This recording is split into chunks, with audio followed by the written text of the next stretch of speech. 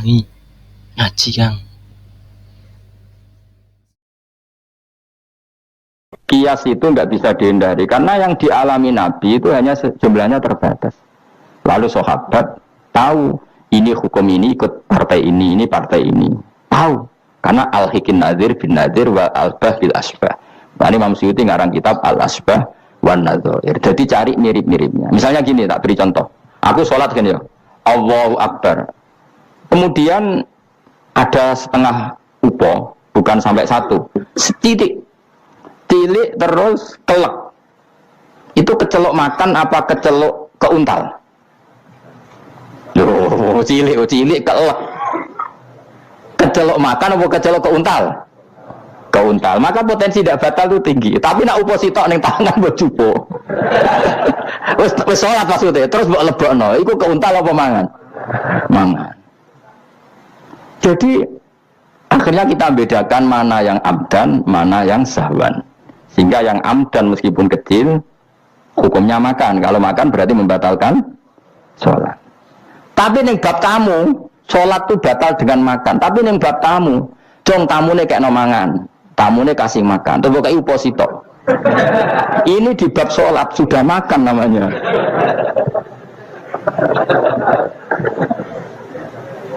Paham ya? Ning bab sholat, sing darani mangan batal lu saupo apa kudu sak piring? Saupo. Nah ning bab nyugoi tamu, sak piring apa saupo? Sak piring. Sama-sama istilahnya makan, tapi orang akan tahu konteksnya. Makanya dibutuhkan kontekstualis muqtadul hal, bukan sekedar tekstual. Nah sekarang orang malah mau didorong supaya terlalu tekstual, ya tidak bisa. Apa ngajak goblok bareng?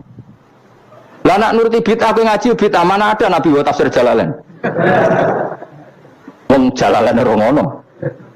HP Nabi ora tau nganggo HP. Pemene wi anan tambah ora tau. Partai, zaman Nabi apa ono partai ngene. Sesuai tak takoki, lha kowe salat kok ning Indonesia, Nabi ora tau lho salat ning Indonesia.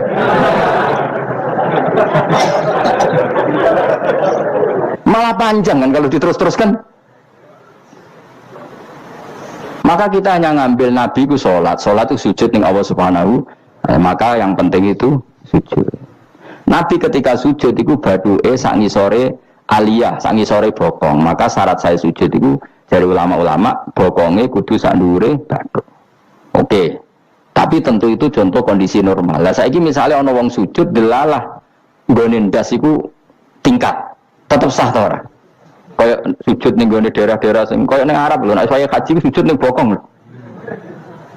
Ya sudah, jenenge darurat itu tidak kondisi normal, selalu istisna dalam keadaan darurat. Makanya ketika Imam Ghazali sama ingat betul, umumatus syar'i makhsusatun bima naqalahu ulama uddin. Wapalo.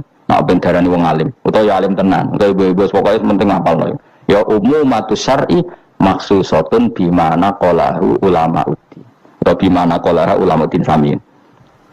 Sesuatu yang umum dalam redaksi syariat pasti ada istisna. Yang ulama itu tahu istisna itu pengecualian. Misalnya begini, saya ngomong gini, nyekel bojone wong haram ta ora? Jawab ya.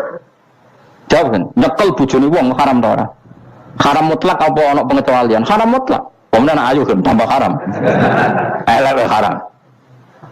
Tapi tetap meskipun itu tidak diungkapkan ulama, semua ulama ngendikan nyekel bojone wong haram, haram besar. Ya selain haram rawan dibaca, nak bojone Madura. Ya haram plus rawan dibaca. Tapi misalnya terus berdasar pegangan itu, sono bocah ayu kelintir ning selokan. Terus mbok baro. Kok mbok baro kan haram Gus. Ya mati lah dul. Meskipun tanpa istisna orang tahu dalam konteks seperti itu pasti istisna. Paham ya? Ad-darurat tubihul, maka harus kamu selamatkan. Lah anak wis selamat kok mbok cekel iki. Iku mulai batas ini. Meskipun takbirnya tadi haram memegang perempuan, haram melihat perempuan. Ada aturannya. Maka ulama kemudian membuat beberapa pengecualian. Haram melihat perempuan kecuali untuk kesaksian, untuk mulang, untuk mergawe. Untuk mergawe kalau wong soleh lah nak haji, gelem ra gelem enggak pramugari. Kan kalau pramugari kok Mustafa jenggoten-jenggoten. Kepengen wong Melayu tapi gelem kan kedelok pramugari, tapi ya sekadar muamalat. Nah saya itu orang canom nakal. Gus kula delok cawe tok, tapi muamalah ngopi, waduh iku perkara. Sing muamalah ngopi ngene lho, ana kiai saleh lunga maro Jakarta, kepengin ngopi terus mandek, kebetulan bakule ayu, lha iku halal. Mergo niate ngopi kebetulan bakule ayu. Nah kowe kan mbok bidhe mana bakul sing ayu. Terus mbok parani, lha iku beda. Yo, dadi beda wae. Nah kepen halal yo. Kowe iku maro Jakarta yo. Kapilah-pilih kan, terus ngantuk ngopi, kebetulan bakule ayu. Terus ngopi sak kadare umum ngopi 10 menit ya tetap 10. Nah itu insyaallah halal. Tapi nek aku bidik sekian titik. Terus kamu menentukan arah ngopi di mana. Iku masuk muamalah ya tetap terus nodi. Jelas iku beda. Karena tadi umumatus syar'i maksusatun bimana qalahu ulama uddin. Jadi meskipun takbir itu umum, misalnya gini. Misalnya ini contoh gampang. Siapa saja yang membunuh orang mukmin maka dia masuk neraka selama-lama. Bunuh orang mukmin. Redaksinya wa may yaqtul mu'mina muta'ammidan fajazaa'u jahannamu khalidan fiha. Lalu ada eksekutor kisos. Saya ulang lagi, eksekutor kisos. Misalnya Ruhin bunuh Mustafa yang amdan. Kan kena hukum kisos. Kemudian eksekutor ini bunuh Ruhin. Ini masuk ayat itu enggak? Enggak kan karena dia bunuhnya karena tugas. Padahal ayatnya tadi siapa aja yang membunuh orang mukmin, padahal eksekutor juga bunuh orang. Tapi kan nggak bisa masuk itu, paham ya? Terus ada lagi contohnya, kita alat efek ben pinter, ya ben pinter, atau ibu pinter, gak apa-apa mantas sababi komen bahwa minum, ibu pinter, insya Allah ditulis pengiran, ibu pinter, pengiran itu gampangan, pengiran itu partai politik, khusnudonan gampang pengiran. Jadi ana wong ibu soleh ya ditulis. Bukan karena Allah nggak tahu, piro-piro sing diebo-ebo wong soleh. Nah sing bebo katokan cekak nirung barat malah repot ngono, paham ya? Misalnya ana wong ralim kok serbanan ke protes, ora apa-apa. Nanging wong barat katokan tok malah repot. Wis ngono ae makome cek ngono mawon. Contohnya, njupuk barange wong tanpa pamit haram ta ora? Haram. Wis yakin? Saiki ana buajar gedhi terus sing iso nyelametno iku debok pohon pisang tanggamu. Terus kowe haram nak gak pamit. Mbok golek wonge ora ono banjir-banjir. Ki sedem mati. Iku wajib ngetok tanpa pamit. Sing duwe wajib ngekeki izin. Suatu saat konangan iku.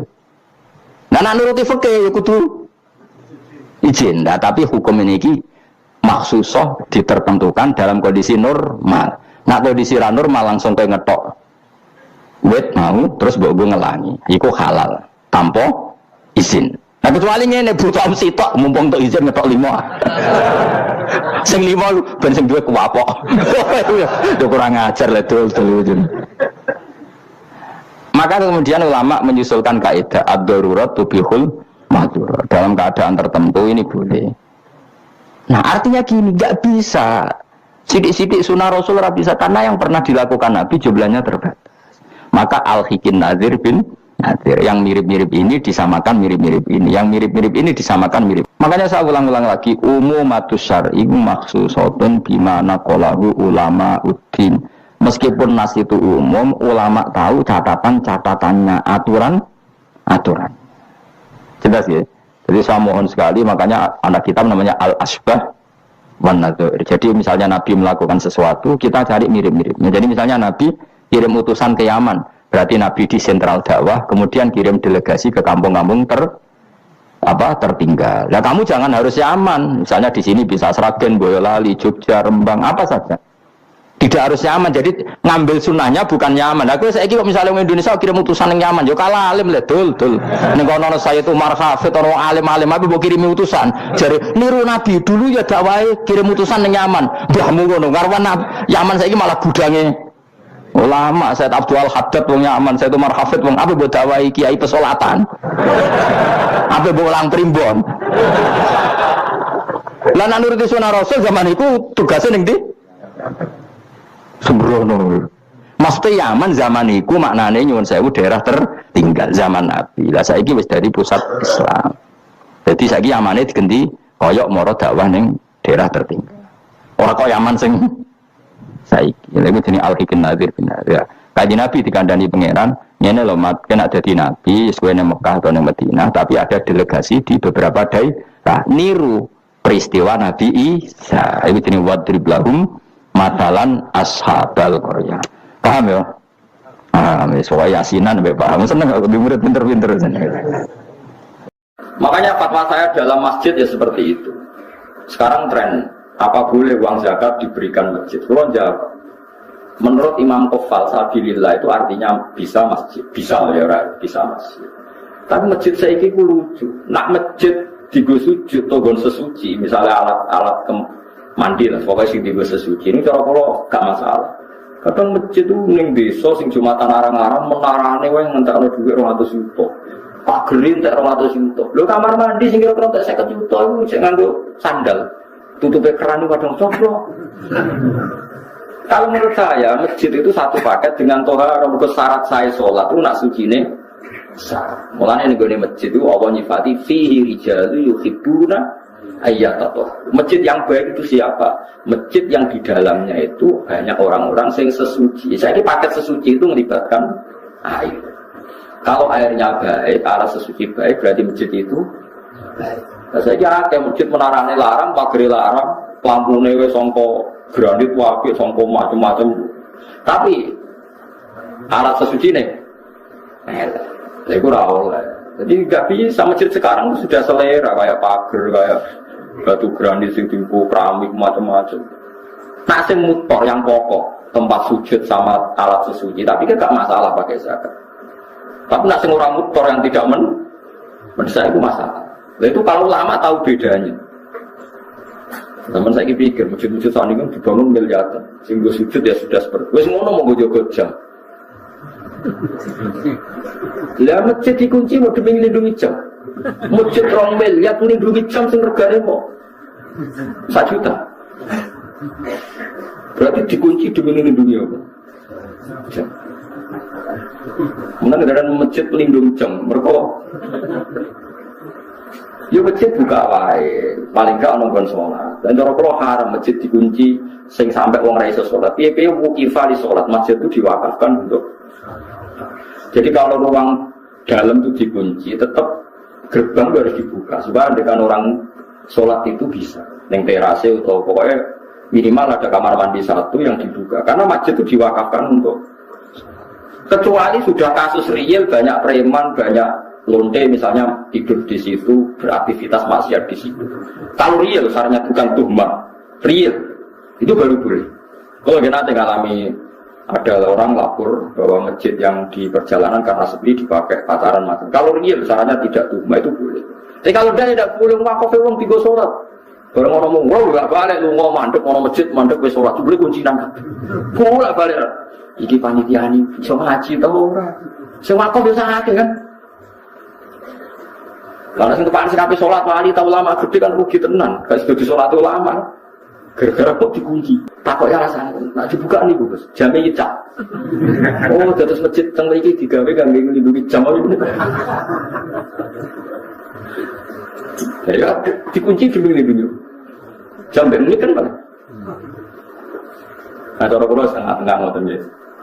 Ya oke lah yang di tengah itu kunci tidak apa-apa, tapi tetap teras-terasnya bisa dipakai nomor sholat. Biaya itu diwakafkan untuk nomor.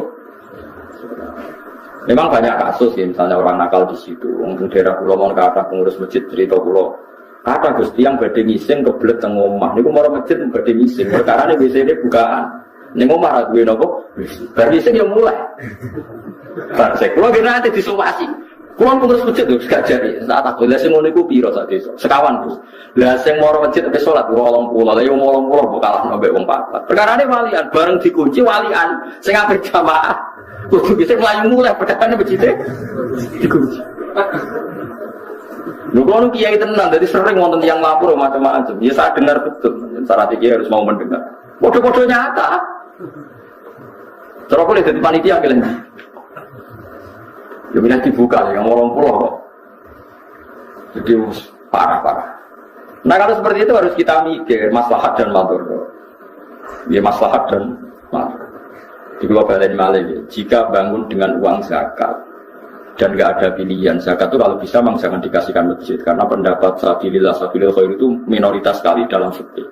Tapi kalau masjid itu dengan makna tempat sujud atau tempat sesuci yang mendesak untuk kepentingan sholat, kulolah longgar. Ya, yang saya ulang lagi, yang mendesak untuk kepentingan nah, pagar, menoro, keramik-keramik mewah itu tidak terkait dengan mendesaknya sebuah masjid. Ini kalau suwon sing ngaji kulo, misalnya bangun masjid nomor 1 alat sesuci itu kudu ideal. Idealnya gini loh, bayang no sing roh sesuci lan jadi suci. Kayak ulama-ulama dulu tuh, orang kalau mau ke masjid pasti ngelangkai air yang lebih dari 2 kolah. Paribasannya cacilik sing roh najis, gelem ra gelem sikile ijik, mergo ngliwati. Kalau sekarang itu udah usum ya, karena orang sekarang mau engkek kesehatan tidak steril, wis ono kranil. Musuh saya kira engkek era karuan. Ono steril kok macam-macam. Wong mari kuman kok. Iki eling-eling ku dawuh para ulama. Jogeman wong dipandu ambek hadzun nafsi. Mau kowe ngongkon semangat jamaah iku jangan-jangan mergo kowe imami. Lah nek kowe misale posisi ora imam, engko nang rapati semangat. Ngobrak-ngobrak wong napa? Jamaah. Engko ora trimo ngono wae. Nyatane tenan bareng imame genti ana tangga rapati jamaah, rapati gedhem kaya ora apa-apa. Tapi zaman imame kowe nek ana tangga ra jamaah sentimen ngombe aku. Tapi bareng imame genti. Ora wong ra jamaah gak pati gedeng. Perkarane ndekne mboten apa? Engko nang ngono. Ada meneng toh mergo akeh sing ngono paham ya. Mulane iku. Buduk masjid sithik-sithik. Di masjid itu dipangan panitia, pangan pengajian itu ya akeh. Lah kok ora piye misal sampean pikir. Sampean nak sinau bapakof, tapi sampean aja anut kula. Tapi nak hukum kudu anut. Uang nyumbang masjid mesti pikirannya itu digo keramik, digo alat wudu, digo bangunan masjid. Terkumpullah duit 100 juta. Terus membuat acara makan-makan itu untuk 2 juta. Pernah nggak terbayang oleh orang yang menyumbang masjid awal-awal itu yang 2 juta dipakai acara makan-makan? Nggak tahu. Padahal yang Bapak Kof itu niatul wakif itu biman zilatin nasis syarek. Teks yang dikeluarkan dari yang wakaf itu setingkat dengan teksnya syarek. Teks nggak boleh dirubah. Maksudnya nggak boleh. Ini kalau suwon siapa saja yang mengurus takbir masjid di sini atau siapa saja. Kalau ada pengajian atau apa itu bikin urunan yang baru untuk pengajian. Karena berarti orang amal untuk pengajian. Jangan pakai kas yang lama-lama. Karena kalau kas yang lama-lama itu untuk masjid. Teksnya untuk masjid dan itu nggak boleh digunakan untuk yang lain. Makanya itu ekstrim betul memang dalam bab. Saya pernah ditanya, ini kisah nyata. Ada tamu saya. Wongnya wong sugih, kebetulan dia waras, uteknya waras tapi kelakuannya rapati waras. Dia cerita, datang ke saya itu sudah posisi setengah waras, secara ilmu setengah waras. Nah ini kisah nyata. Gus di saya itu ada biasa acara santunan yatim piatu. Undangannya juga untuk santunan yatim piatu itu terkumpul 100 juta biasa. Itu tentang daerah wong sugih. Yang datang juga wong sugih. Terus pertanyaan dia, tapi yang 10 juta itu untuk pengajian dan yang namanya pengajian juga ada acara makan-makan, sono anggur macam-macam. Pakai yang 10 juta ya. Berarti yang benar-benar sampai yatim itu 90. Keren loh, sampai kumpul 100 juta ya. Tapi yang 10 juta untuk ya, tak jawabnya nak. Aku kok jawab jujur apa basa-basi perkara tamu. Jujur Gus. Oh tak wamuk. Uang disebut yatim sing medhit ya lho. Misalnya wong itu CMTA, CPKS, Wahabi disebut yatim ya nyumbang. Tidak disebut pengajian mubalek. Krungu mubalek NU MTA nyumbang. Krungu mubalek MTA sing NU. Jadi terkumpul banyak itu barokah yang dijual itu yatim. Kok nak yatim sing medhit nyumbang, MTA ya nyumbang, Salafi nyumbang, NU nyumbang, Jamaah Tabligh nyumbang. Kere rukin lah nyumbang. Disebut yatim itu tetap nyumbang kan. Artinya atas lah orang nyumbang disebut yatim kok. Artinya apa? Kalimat untuk yatim itu sirot. Paham ya? Setelah terkumpul 100 juta ya berarti milkun lil aitam itu ya miliknya yatim. Artinya kalau 100 juta dipakai yang selain yatim ya harus minta izin yatim. Paham? Lha saiki jajal lah wis. Terus tak takoki. Aku selain pinter hukum ya pinter ngakali. Tak takoki. Nak tarian gue pengajian tuh iya, wah 15 juta mau ngotot. Tapi nak gue cah yatim 100 juta itu bukti teori saya benar. Ketika disebut yatim itu bedo, apa ormas. Bahkan sing biasanya medit lah disebut yatim itu Nyumbang. Oh nyumbang. Haru kan wong waras disebut yatim. Kamu sing dibu ayo kan malah. Iku cara nah iki. Sing jadi perdebatane ulama usul fikih nggih. Sing jadi perdebatane ulama usul fikih niku Kanjeng Nabi Muhammad sallallahu alaihi wasallam itu kan ndak punya waris sih. Mboten gadah waris dengan arti enggak ada orang yang sepersis Nabi. Sebab niku Nabi itu nggak akan tersamakan atau disamai siapapun setelah Kanjeng Nabi. Misalnya khutbah Jum'ah itu dengarkan khutbah Jum'ah itu nak nganti ono sing bubar. Niku dikritik tenan mbek pangeran. Dadi Nabi pas khutbah mbok tinggal mire utawa senajan to ana uzur, nek ana uzur iki kudu pamit. Ya kalau ceritani guys, pokoknya Nabi ini pas khutbah terus wonten tiyang misalnya kudu teng toilet napa teng WC, niku riyen carane maju sampai Nabi mirsani, nak engko terus ngekeki kode, mboten ngomong mesti ngekeki kode, nak Nabi ku pirsa nggih ento, empun terus mara jeding napa mara WC, pokoknya maju iku nunjukno nak ndekne pamit nggih, maju iku nunjukno nak ndekne napa pamit, tapi ora usah matur.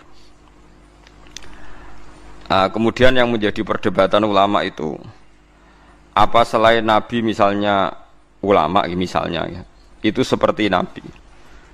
Nah itu ulama berdebat ndak akan seperti Nabi. Sebab niku meskipun rata-rata ulama ngendikan adzan mbek dadi imam niku afdal di. Muadzin mbek imam. Nah cara keyakinane jenengan niku muadzin mbek imam niku afdal di. Apik endi? Apik muadzin kan? Terus imam itu sono keren ya, no gaya. Pemenang imam Jumat gendani wong akeh tekane terlambat miyak wong kan gaya. Lalu lucunya cara fikih niku sunat. Ane kula hukum fikih sing anti ra cocok anti mati ngene. Dadi nak cara fikih niku imam kesunatan teko guri terus tekane guri miyak napa wong. Dadi macem ngono. Iku ono hukum ngono niku. Nggih hukum resmine fikih nu imam kesunatan teko guri apa ngarep? Imam lho. Guri. Jare alasane nak teko ning awal suwe-suwe wibawane ilang. Njen terakhir ra wibawa. Wong nak wibawa cek teko ngarep cek guri ya pancra. Iku nak cara fikih, iku imam iku kesunatan teko guri terus miyak wong aja ketok suwi-suwi terus ngamuk, maksudnya khutbah terus ngamuk niku macem ngono maksudnya. Iku lho ra cocok. Nah itu dalam pendapat sebagian fuqaha itu mengkritik afdol imam, alasannya Rasulullah itu enggak pernah adzan tapi imam. Jadi kamane muadzin mau niru Bilal, nah imam niru Kanjeng Nabi. Jari sebagian fuqaha. Untungnya pendapat itu dianggap lemah, dianggap ulama yang kurang terpelajar, yang tetap afdol adzan. Alasannya Nabi ora kena ditiru. Jamaah irungokno tenan nggih. Jamaah iku muk fardhu kifayah utawa sunat muakkadah. Pokoke ulama iku antarané jamaah iku sunat muakkadah utawa fardhu napa? Iku nak nganti sing adzan Kanjeng Nabi iku dadi fardhu ain. Mulane wong top ku dipenging adzan. Engko sing ora wajib-wajib dadi wajib. Mulane Nabi ku dipenging adzan mbek pangeran. Perkara Nabi sing adzan jamaah fardhu ain. Mosok diundang Nabi ditinggal turu. Nah, tapi nak sing ngundang Bilal lah, turun lah, Bilal wae. Jadi ono ulama oleh mikir, jadi mulane ulama ora usah GR, kowe ora nabi. Jadi nak nyentuk santri ra teko, trimo aku wae. Jadi sing ngono iku dadi wong iku kudu sadar. Senengane kok madakno awake mbek nabi. Kulo nu ora seneng, dalam hal ini jen kulo ora seneng wong madakno nabi. Perkarane kadang kurang ajar tenan. Kulo sering roh keluane kiai, wong gak ngregani kiai. Tak undang ora teko. Tapi biasa Gus, jenenge kiai musuhe akeh, dhisik nabi dimusuhi akeh kaya Abu Jahal. Kula gadah dalil, bukti kalau teori saya benar, saya pastikan benar. Meskipun ulama lain boleh menentang pendapat saya. Nabi itu nanti ini kula contohkan beberapa hadis sahih. Mu'ad bin Jabal, ini hadis sahih. Mu'ad bin Jabal itu nak bar makmum Nabi salat asar. Niku mulai fa'amma masjidah qaumih, dados salat i'adah itu salat tertua di dunia Islam. Salat dibaleni, kados kula riyen nate salat i'adah itu hampir 4 tahun. Terus angger bar salat ngimami riyen kula zaman teng pondok niku riyen kadang-kadang ngimami teng kos kula terus makmum Mbah Mun. Sakniki lha aku cok sering ya ada badhe salat mek kangkang ngimami bojo kula, kadang ngimami anak kula. Dados surung ana nggih Mu'ad bin Jabal niku badhe makmum Kanjeng Nabi terus pulang terus fa'amma masjidah qaumi terus di kampungnya beliau jadi napa? Imam. Berarti kan salatnya salat napa? Ya ada. Salat ada iku oleh senajan to asar, mergo ana sebab. Nggih, dadi salat bar asar kan gak oleh nggih, kecuali ana sebab. Nah, termasuk sebab ku ya ada. Iku mau Mu'ad makmum Kanjeng Nabi, badhe niku pulang asar padahal salat asar, pulang ngimami napa? Kaume. Begitu juga maghrib. Lah banyak yang salat makmum Mu'ad itu wong sing ontane ditinggal ning Tegal, ning gone alas lah, dingon. Ya ana sing kesusu badhe urusan. Nah Mu'ad iku macane Quran suwi. Niki cerita betapa kiai ngukumi orang itu kadang salah. Walhasil saking suwene Mu'ad ku ana tiyang sing mufaroqah, diada tinggal Mu'ad ijek salat dibalap dhewe. Dadi misale kono maca surat Baqarah diselip di Baqarah dilawan kulhu ngoten nggih pokoke. Lha wonten iki tenan nggih, Baqarah dilawan napa? Kulhu kan otomatis keselip kan? Keselip terus selesai. Ya si Mu'ad ini, sahabat Mu'ad ini pede sekali. Sampai beliau ngendikan, apa kamu lihat apa yang dilakukan orang munafik itu? Mengomentari si Arabi tadi itu munafik karena dia sholat sama saya terus bubar sebelum saya selesai. Itu munafik. Ya, orang Arab kalau ngukumi kan gak basa-basi, munafik. Apa wong Jawa, nara cocok mau muni gendo, kurang ajar, wong ra jelas. Mulane aja kaget wong Wahabi. Orang Arab tuh memang gak cukup referensi dengan istilah-istilah. Jadi misalnya ra cocok wong ya musyrik, kafir, munafik. Nah wong Jawa kan gak. Misalnya ra cocok ambek wong sing ngomong bajingan, wong kok ora cocok rondok sedengan ora jelas. Terus misalnya ra cocok meneh wong nganggur. Pokoknya ora ngindari bahasa-bahasa sing ekstrim. Itu munafik jari Mu'ad. Walhasil terus lapor Nabi. Orang Bedui tadi lapor Nabi, Mu'ad dipanggil. Itu kata Imam Bukhari, Nabi itu tidak pernah semarah itu. Mu'ad dimaki-maki oleh Nabi, dimarahi. Afattanun anta ya Mu'ad, afattanun anta ya Mu'ad sampai 3 kali. Afattanun anta ya Mu'ad, kowe ku tukang fitnah, kowe ku tukang rusak agama. Inna minkum munafirin. Di antara kalian ngajak agama tapi dadekne wong mlayu saka agama. Yaiku mergo nak salat kesuwen. Kowe nak salat itu maca sabihisma aja kesuwen. Kena kesuwen wong ra seneng salat. Ya itu akhirnya kiai-kiai kata sing sholat cepet. Nah itu ya ada dalilnya dari sholat cepet itu paham ya. Jadi sholat cepet itu hadisnya sahih. Jadi malahnya ngono sholat kok kesuwen. Lah nak sholate wae kon cepet berarti ora usah paket wiridan. Apa artinya sholat cepet nak bariku wiridan. Akhirnya akeh kiai ngalim gak wiridan. Bariku sesuk ana sing niru ora ngalim ora usah wiridan. Nah semua iku innalillahi wa inna ilaihi raji'un. Tapi ana ceritane, kabeh ana asal usul. Iki aja niru aku, goblok niru. Tapi aku ora usah niru kowe, goblok pisan ta. Dadi sokoke. Lan kula sering gujo yen anak aku kiai paling sukses. Lah kok saged, Gus? Gus sing ngaji tak lem apik, sing ora ngaji ya tak lem apik. Wonten kiai nek ana jamaah ora ngaji ngamuk-ngamuk, marine tak kandhani kula. Akan dah, ini sing ra ngaji luwih bener timbang sing ngaji kok saged Gus.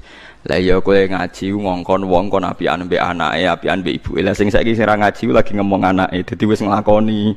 Nek sing ngaji lagi ngrungokno. Akhire mikir, waduh, kok ngono lho Gus. Lah iya sing ra tekone pengajian niku saiki sedang mengaplikasikan ilmune. Lah sing teko wong nganggur mau ngrungokno. Dadi luwih dhuwur sing ora teko terus. Lah kowe nak ngaji kan mulang, wong kudu ambek anak sayang. Lah saiki sing ra ngaji udah ngejak anake bakso. Berarti wis ngaplikasekno ngaji. Kok ngono lho Gus? Lho tak latih legowo malah. Oh ya walau mardo gini dalam logika fikih. Jumatan itu disahkan oleh orang yang wajib apa disahkan oleh orang yang enggak wajib? Ndak yang rada eling-eling tau ngaji, santri pedotan lah pokoknya rada eling. Yang bisa mengesahkan Jumatan itu yang wajib Jumatan apa yang sunnah Jumatan? Nah, itu kriminalis sampean ngaji rahatam itu kasus. Karena sekarang orang sakit itu wajib Jumatan enggak? Enggak. Makanya di sini disebut walau mardo jadi goyah walau mardo. Meskipun orang 40 itu semuanya sakit, yang harusnya berstatus tidak wajib Jumatan. Sekarang mungkin yang alim tenan. Ya, orang sakit itu wajib Jumatan enggak? Nah, tapi kalau Jumatan 40 sakit semua itu Jumatannya sah enggak? Sah. Berarti Jumatan bisa sah oleh orang yang sebetulnya enggak wajib. Mulanya tiga ikhwah walau mardo, meskipun yang 40 itu semuanya sakit. Karena mardo itu jamaknya marid. Di bab Jumat itu ada beberapa hukum yang unik ya. Saya ulang lagi ya. Jumatan itu bisa sah, itu normalnya kan orang yang bisa mengesahkan apa? Jumat. Tapi di sini dikatakan walau mardo, meskipun mereka orang sakit. Padahal dalam status hukumnya orang sakit itu tidak wajib apa? Jumatan. Jadi kalau orang 40 pas, kok salah satu itu batal, balik batalnya karena ngentut, atau di antara mereka ada umi yang nggak mau belajar Quran, kemudian bacanya itu salah, dan dia ketika salah punya kesempatan belajar tapi tidak mau apa? Belajar, namanya qasara apa? Fit ta'allum, dia pepeko ya. Pepeko itu disalahkan syariat. Maka itu juga enggak sah. Tapi kata Ibnu Hajar dalam Syarah Minhaj, cek umi ta'allum cek ora, cek taksir cek ora, padha rasae. Intaha. Walau naqasu fiha batalat aw fi khutbatin lam yuhsab ruknun fu ila hala naqsihim li adami samaihim lah. Nah, sekarang masalah khutbah saya terangkan ya. Sekarang misalnya khotib itu khutbah, itu syaratnya mendengarkan orang 40, apa orang 40 itu dengar? Enggak, syarat wajibnya itu memperdengarkan, apa orang 40 benar-benar dengar? Nah, tenang ini latihan cerdas ya. Yang wajib itu memperdengarkan, apa orang 40 harus dengar? Yakin? Isma, itu cari cowok. Ini kiai tapi untuk dereng untuk sertifikat. Enggak meyakinkan. Kalau isma dulu itu yang termasuk jadi masalah besar zaman abahnya Said Muhammad Said Alawi itu masyhur. Apakah boleh khutbah pakai mic seperti ini? Karena yang didengarkan mustamiin itu suara mic, bukan suara kiai. Justru dengan pakai mic itu kan lon-lon. Kalau pakai mic banter kan kayak wong perang.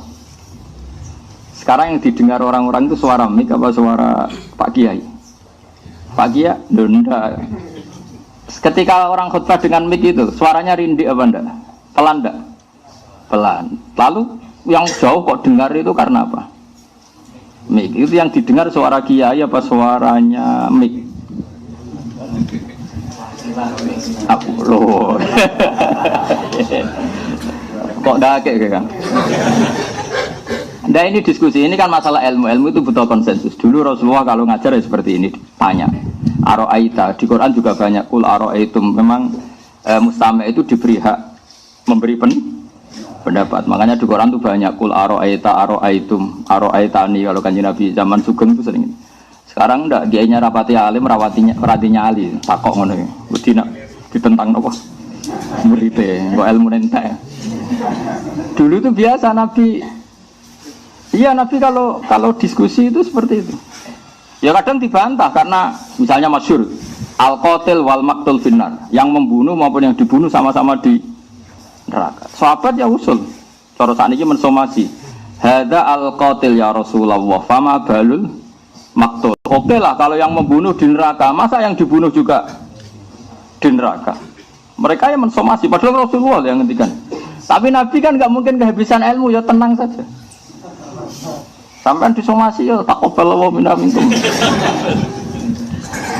Terus Nabi ngendikan innahu kana harison ala qatli sahibi. Sebetulnya ketika sesama muslim duel tarung, semuanya mentalnya qatil. Dua orang muslim duel tarung sama-sama bawa pedang, itu semuanya mentalnya qatil. Yang maktul nasibnya sial saja, dia terbunuh. Tapi sebenarnya yang maktul ini kan karena nasib, mentalnya qatil enggak? Ya setiap dua orang muslim duel itu mentalnya kan pembunuh semua, ya enggak? Ya mentalnya kan pembunuh semua. Cuma yang satu sial makanya Nabi ngintikan al-qatil wal maqtul finnar, yang bunuh maupun yang dibunuh di neraka. Lah sahabat itu kan langsung mensomasi pikirannya sahabat, maktul itu mazlum, maktul itu korban. Kenapa harus di neraka? Paham? Makanya tanya, kenapa? Oke ya Rasulullah, kalau kotilnya di neraka, lalu dosanya maktul yang sebagai korban apa? Terus Nabi jawab, innahu karena harison ala qatli sahibi. Karena yang maktul ini, yang terbunuh pun mentalnya pembunuh. Paham ya? Ya saya ulang lagi ya, di bab Jumatan itu unik ya. Ketika orang 40 itu sebagian almardo yang harusnya agak wajib apa? Jumatan, itu pun sah. Nah sekarang kalau tak balik, perempuan itu wajib duhur enggak? Enggak, jawab saja. Wajib loh, duhur gue duhur. Perempuan itu wajib duhur enggak? Wajib. Terus ketika perempuan ikut Jumatan itu wajib duhur lagi apa cukup Jumatan itu? Nah, itu kan unik. Padahal wajibnya dia duhur apa Jumatan? Nah, itu kan makanya di bab Jumatan hukum itu unik semua. Perempuan itu wajibnya kan Jumatan apa duhur? Katut goblok kau gara-gara.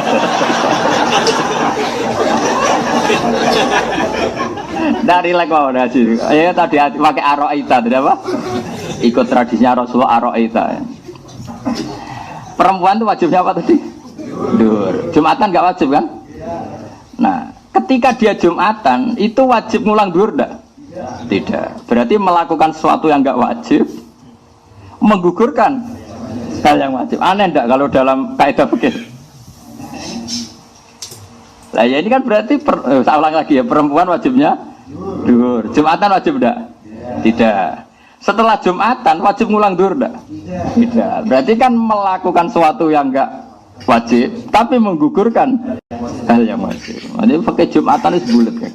Mulane akeh wong ra iso iku aja salah no, yen bulat. Ya hukum Jumatan banyak yang unik. Alasannya apa di sarah-sarah fikih itu? Alasannya gini dok. Li annal Jum'ata asqatat al fardhu anil kamilin. Fali an asqatat an ghairil kamilin awal. Alasannya ngono dok. Jumatan adalah ibadah yang keren ya.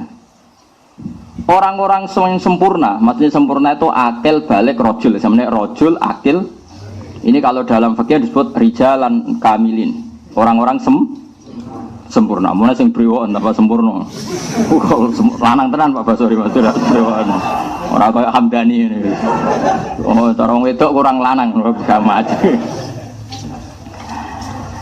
Ya, Jumatan itu ibadah yang hebat. Mergo li annaha asqatat al fardhu anil kamilin. Maksudnya fardhu dhuhri anil kamilin. Jumatan itu ibadah yang bahkan menggugurkan fardunya zuhur dari orang-orang yang sempurna. Pak Basori, Pak Basri, Pak Ali, Pak semua ini kan, coba kamu ini zuhurnya gugur semua enggak? Gugur karena melakukan.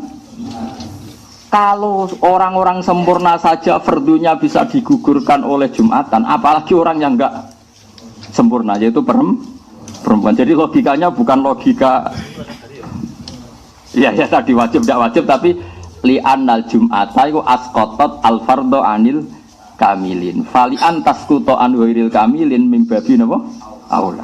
Kata Jumatan itu bisa menggugurkan wajibnya zuhur dari orang-orang yang sempurna, apalagi orang yang tidak sempurna, malah buyute gugur.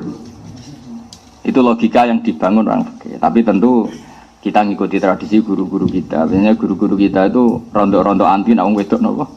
Jumatan. Saya ning kota trennya Jumatan. Jadi ya repot tadi. Sebenarnya kalau zaman Nabi itu perempuan itu sholat terbaik di rumah. Tapi sekarang kan nggak mau juga di rumah. Ora bojone terus kan yo bosen. Seneng metu. Sholat lah seneng napa? Tuh, seneng bojone. Oh, seudon kok lembaga no. Jadi di bab Jumat itu banyak yang unik. Nah yang penting saya mohon teman-teman ini menguasai ya, terutama yang masih anak-anak. Karena logika seperti ini itu kamu tahu fikihnya ndak, ini sudah kadung ahwalu masyayikhina. Setahu kita guru-guru kita tidak pernah mewajibkan iada sama perempuan yang kadung hadir di Jumatan. Saya ulang lagi ya, guru-guru kita, entah itu orang-orang alim Jakarta atau habib-habib Jakarta yang di kota, terutama ngalami ini kan di kota. Setahu kita, guru-guru kita tidak pernah mewajibkan mengulang duhur pada perempuan yang sudah kadung Jumatan. Tapi kita harus ngomong kadung terus karena sebenarnya ini tidak syariah. Paham ya? Perempuan Jumatan itu tidak syariah, tidak musyarrah, tidak disyariatkan. Tapi kalau kadung ada kan kita harus ngomong. Taruh saja misalnya gini, zaman Nabi itu misalnya ada perempuan sing engkek dzati hayatin nggak boleh sholat jamaah di masjid. Kalau tidak boleh itu namanya apa? Coba dalam fikih enggak jawab saja. Haram kan? Yang engkek lo ya. Sing seneng bojone wong lo yang contohnya tadi. Kalau orang engkek niate sholat ke masjid mergo seneng wong lanang liya utawa engkek lah pokoke niate engkek. Itu haram enggak? Tapi di cerita-cerita hadis ketika kadung sholat Nabi tidak nyuruh ya ada. Berarti artinya apa? Dia secara salah kan melakukan barang haram itu saja enggak disuruh mengulang. Paham ya? Apalagi tadi yang enggak haram. Jadi itu fikih itu ya unik. Makanya di fikih nanti ada kaidah minal manhi ma la yubtil. Di antara sesuatu yang dilarang itu tidak membatalkan akad atau membatalkan ibadah tertentu. Misalnya ada nidaul Jumat, ada kadung azan. Allahu Akbar terus kangkang beli rokok atau beli es. Haram enggak? Haram karena transaksi pas azan itu haram. Terus jual belinya sah enggak? Salah itu di fikih masih banyak sesuatu yang dilarang itu tidak jaminan punya akibat batal. Sama kalau kadung perempuan Jumatan atau kadung jamaah meskipun dalam konteks tertentu dilarang kayak tadi tertentu ya kok sing golek bojone wong mau contohnya karena kadang ya halal betul. Sing waras kan halal tenan. Ya kok didelok rai halal mek rai. Nah begitu delok tok wis haram meneh. Nah itu kan jelas, nyatanya nggak ada riwayat dari Rasulullah orang seperti ini disuruh apa? Mengulang. Ya, makanya ngaji itu yang detail ya, karena memang hukum Islam itu cara pandang itu apa ya? Ya seperti itu. Apa ya? Pokoknya harus ngaji lah. Gak iso sama mau ngapal kok ibadah kudu ngaji. Tapi setelah ngaji banyak, saya mohon sekali apapun alim Anda dari teks, dari ibarat usahakan ngaji itu ahwalul masyayikh, guru-guru kita kayak apa pilihan hidupnya, karena mau tidak mau guru kita pun kalah sama konsensus. Misalnya Anda jadi kiai di Jakarta, trennya orang sudah sholat jamaah, perempuan sholat jamaah semua, Jumatan mau apa coba? Kamu larang itu senengannya masjid, dan senengnya yang mall yang dugem malah pusing. Kamu syariatkan, teks syariat itu sebaiknya perempuan sholat di rumah. Coba mau tidak mau kamu kan harus ngambil sikap mengesahkan mereka dengan nyari-nyari dalil. Segelem ra gelem napa? Kayak ada perempuan harus kerja karena si lanang nganggur jadi PNS. Nanti di kantor lanang wedok kumpul. Mbok haramno sing lanang yo nganggur, melarat iku yo lara. Pemene nak mbok haram, lah Pak ya jamin kula ta. Wah malah lara. Wis ngaramno malah kon jamin uripe. Meneng ae kok sawangane gak nahi mungkar. Sawangane ki uga kreatif. Bingung kiai kok bingung masyarakat. Memang mau tidak mau kita ini juga terkooptasi oleh keadaan. Makanya harus ngaji yang banyak. Orang melahirkan itu wajib mandi enggak? Wajib kan? Wiladah termasuk yang menjadi wajib mandi kan keluar mani, iltiqaul fitanen terus melahirkan. Dari fikih tak takoi. Kenapa sih melahirkan kok wajib mandi? Alasannya lucu. Li annal walada maniun munakidun. Mergo anak iyo hakikate mani sing wis menggumpal. Lah iya wong metu mani jenenge apa enzal kan? Wajib mandi ndak? Wajib. Lama anak iku ayo mani. Bah tak ruko-ruko. Tapi ra iso bantah, lucune wong ora iso bantah. Hamdani rong tok kono ilmune wong ora. Maka alasannya li annal maniya li annal walada maniyun munakid. Sekarang orang enzal keluar mani itu wajib mandi tidak? Wah itu ratu mani ya 3 kilo ya. Ini mani yang sudah menggum. Kadang-kadang ulama pakai bah sepo-sepo ngantikan ngono tapi gak iso bantah. Wong mojo wis ora iso bantah taslim kan? Oh taslim kan? Mani metu sak njrite wajib. Aduh iki sak pirang kilo ben.